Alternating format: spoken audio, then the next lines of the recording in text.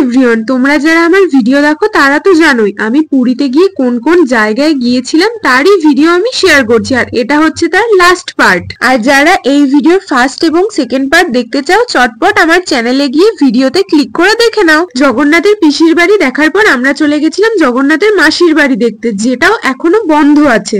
এরপর আমরা দেখতে চলে গিয়েছিলাম শ্রী গুন্ডিচা টেম্পল, আর এখানে চারিদিকে রাখা ছিল পাথর কেটে বানানো মূর্তি। এই সমস্ত মন্দিরগুলো দর্শন করার পর আমরা বিকেল বেলা চলে গেছিলাম পুরীর মন্দিরে জগন্নাথ দর্শন করতে। একদিনের মতো এইসব দর্শন করে নিয়ে এরপরের দিন আমরা বেরিয়ে পড়েছিলাম নীলমাধব দর্শনের জন্য, আর মাঝে যেতে যেতে একটা মায়ের মন্দির পড়েছিল। এরপর আমরা চলে এসেছি নীলমাধব দর্শনে। আর পুরী থেকে নীলমাধবের ডিস্টেন্স হচ্ছে 120 কিলোমিটার। আমরা গিয়েছিলাম অটো করে।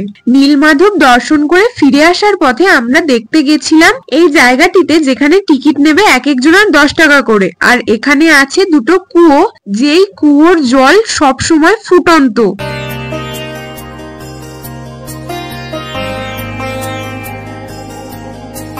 আর এর পরের দিন চলে গেছিলাম আমরা সাক্ষী গোপাল দর্শনে। পুরীতে এসেছো কিন্তু সাক্ষী গোপালের দর্শন না করেই চলে যাবে, এটা কিন্তু কখনোই করো না।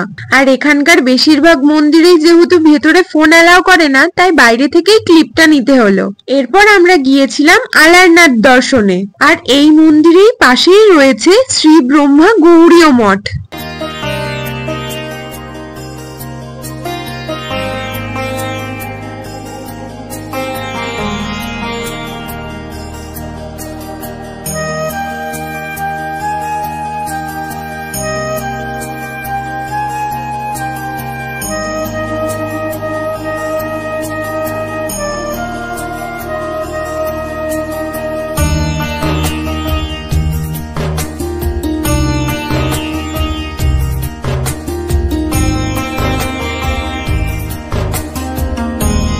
তোমরা অবশ্যই কমেন্টে জানিও তোমাদের এই পার্টগুলো কেমন লাগলো, আর এরকম ভিডিও আরো দেখতে হলে আমার চ্যানেলটিকে অবশ্যই সাবস্ক্রাইব করে রাখো।